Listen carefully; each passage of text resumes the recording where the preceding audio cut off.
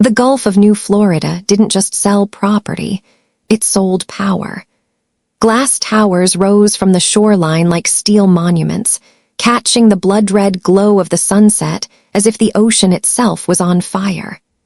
That night, I walked into one of the most expensive dining rooms in the city, thinking I was there to seal my proudest deal, a $42 million oceanfront resort. Warm amber light washed over a long table dressed in white linen. Crystal stemware glimmered. Plates of seared Gulf snapper sat untouched, steam curling into the air. My father, Douglas Ward, sat at the head, same navy suit, same silver cufflinks, same look that said this table belongs to me. My mother, Elaine, wore her pearl choker and a smile so tight it looked like it might crack. My younger brother, Trent, kept his eyes on his plate, fork frozen midair. Around us, the city's most powerful investors chatted in low tones, the hum of money in the air. For a moment, I let myself believe I'd finally earned the words I'd been chasing for years. Well done, Lena. Then my father stood, glass in hand. He didn't look at me, he looked at them, the people with the checkbooks, the people whose opinions mattered to him more than family. As of tonight, his voice cut through the room, sharp and final. Lena is no longer part of Ward Realty. This family doesn't feed dead weight. Silence slammed down like a door. Knives paused mid-cut. A few investors glanced at me, waiting for me to defend myself. One smirked like he'd just been handed a juicy rumor to trade later. My mother's hand twitched toward her wine glass. Trent's shoulders tightened.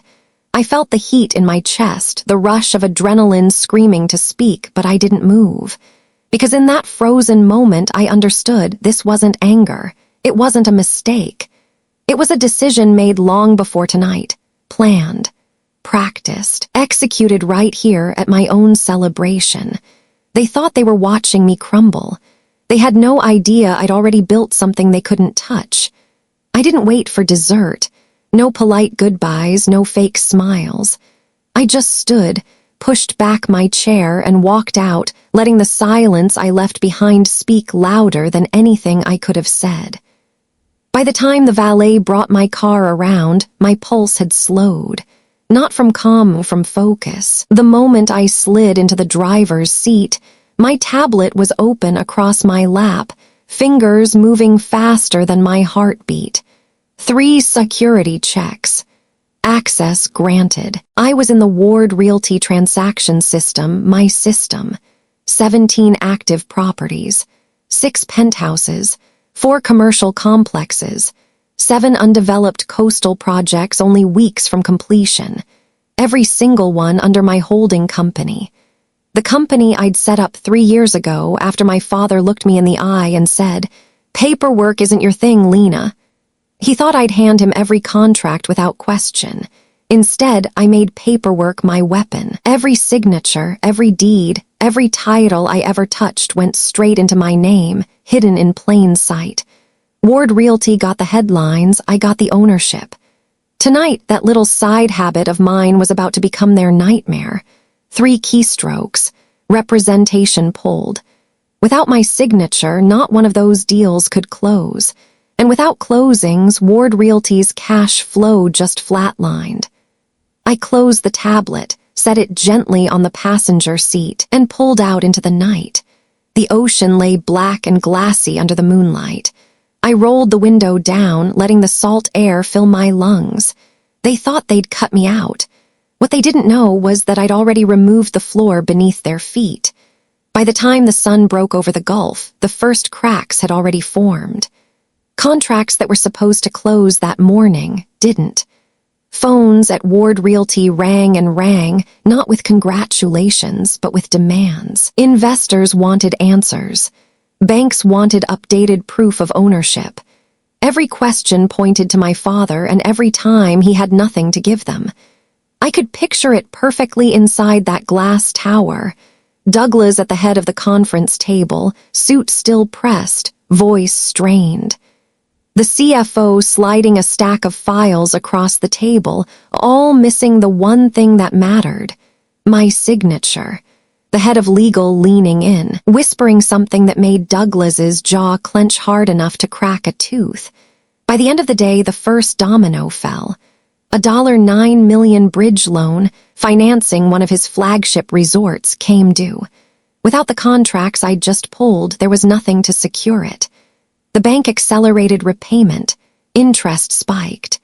And by nightfall, whispers were already moving through the Gulf's real estate circles like oil on water.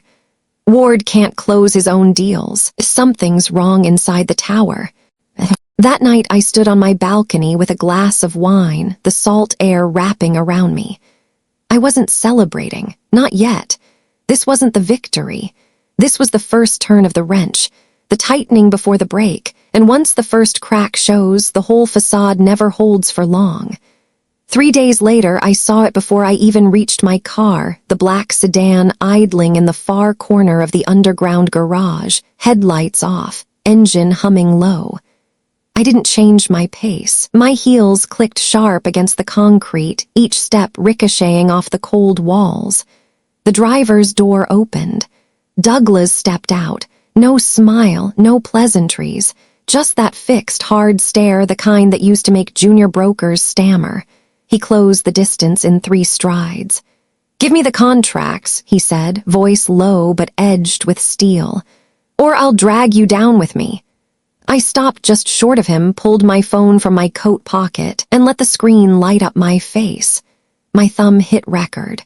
"That sentence," I said evenly, "is going to sound very interesting when my attorney plays it back." His jaw tightened, a muscle ticking at the edge. Then he lunged, a sudden, ugly grab for the leather portfolio under my arm. But before his fingers touched it, 2 building security guards stepped in, radios crackling with codes. A patrol officer rounded the corner, holster snapped but hand resting on it. Eyes locked on him. Douglas froze. His breath came sharp, too loud for the quiet garage. Within the hour, the paperwork was signed, a temporary restraining order. For 24 hours, he couldn't come within 50 feet of me. I walked past him without a backward glance, my reflection sliding over the polished hood of his sedan as I left. He thought the garage was where he'd corner me. It turned out to be the place he lost his last chance to play clean. The tip came in like a stone through glass, quick, sharp, impossible to ignore. A broker I trusted sent a 1-line message. "Didn't know you were selling those penthouses. Congrats." I wasn't selling anything. 2 minutes later, I had the county property records pulled up on my screen. And there they were, 2 of my most valuable penthouses gone. Status, sold. Seller of record, Elaine Ward. No power of attorney. No signed authorization.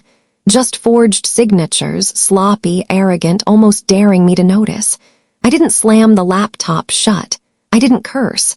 I simply opened a new folder on my desktop, unauthorized sale evidence, screenshots of the sale records, transaction logs showing dates and wire transfers, side-by-side comparisons of my real signature and the cheap imitation she'd used. When the folder was complete, I sent it to 4 destinations at once: the Florida Real Estate Board, the state attorney's office, the county clerk, and every major business desk from Miami to Houston. No delays, no warnings, just impact. By morning, the headlines hit like a storm. Ward Realty accused of selling properties they don't own. CEO's wife under investigation for real estate fraud. Cameras swarmed the Ward Realty Tower. Clients withdrew deposits. Investors froze funding. Then came the photo Elaine in her pearls, wrists cuffed, eyes wide under the unforgiving booking room lights. I didn't smile, but I saved it, because some victories deserve to be kept on file. Douglas thought I'd go straight for him. He didn't realize I'd gut the foundation first. Ward Realty's glass tower had always been a statement, marble floors that gleamed like still water, a lobby that smelled faintly of cedar and money, receptionists whose voices never rose above a polite whisper. Now the marble was scuffed, The air smelled stale, and the whispers weren't about deals, they were about resignations. The morning after Elaine's arrest, the first calls came in terse, cold, final. 3 major developers cut ties before lunch. By noon, 2 banks froze the company's credit lines. A marina condo project, once advertised as the Gulf's crown jewel, stopped construction mid-frame. The cranes hung still, like broken skeletons against the sky. Inside the boardroom, the air felt thinner, like everyone was breathing the same last lungful of oxygen.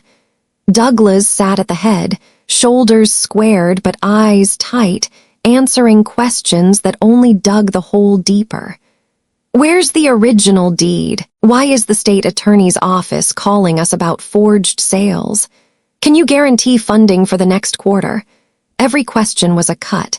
Every answer bled more confidence from the room. By the second day, the press had made the front steps their camp. Camera crews swarmed anyone with a Ward Realty badge. Douglas stopped using the main entrance, slipping out through the service exit, his head down as flashbulbs followed him like a swarm of angry insects. Inside, loyalty rotted fast. The head of legal resigned by email. Senior brokers cleared their desks after hours. Even Trent stopped answering calls from the office. And from my balcony, coffee warm in my hand, I watched it all without a flicker of surprise. Because this was never about one hit. You don't knock down a tower by kicking it once. You pull out the beams one by one until gravity does the rest. All that was left now was to take the last thing Douglas thought could save him and make it mine.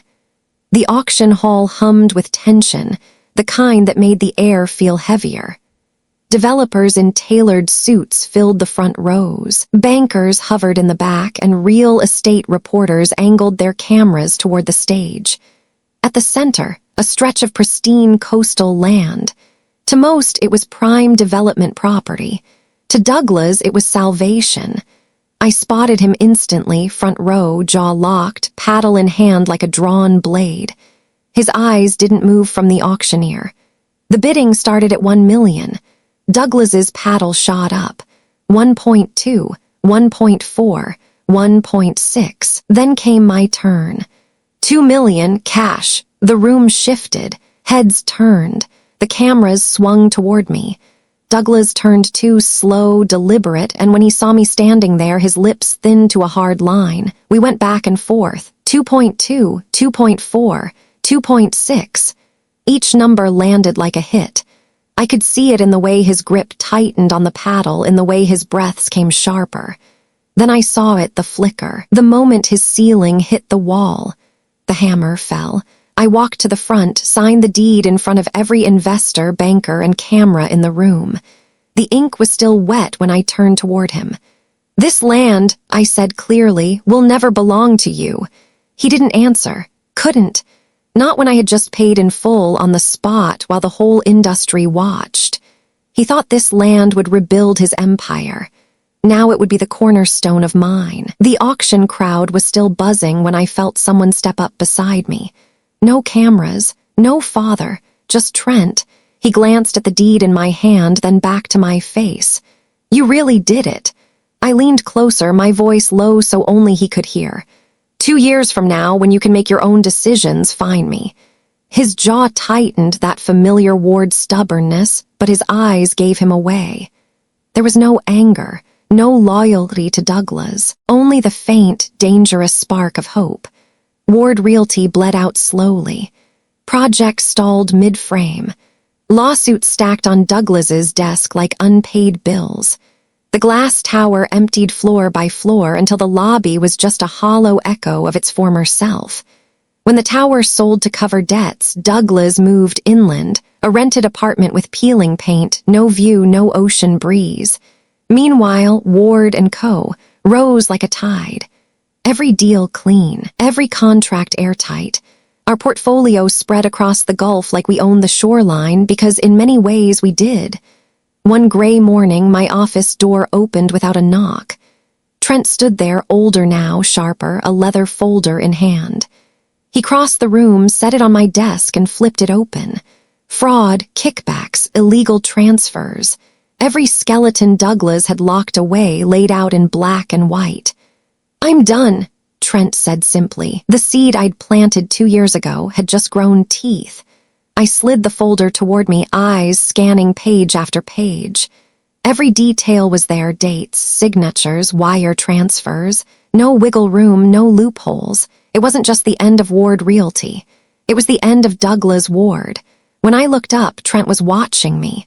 I closed the folder, my fingers resting on the worn leather cover. "Welcome to Ward & Co." He didn't smile. Neither did I. We didn't need to. The filings went in that afternoon. By the end of the week, Ward Realty's assets were seized.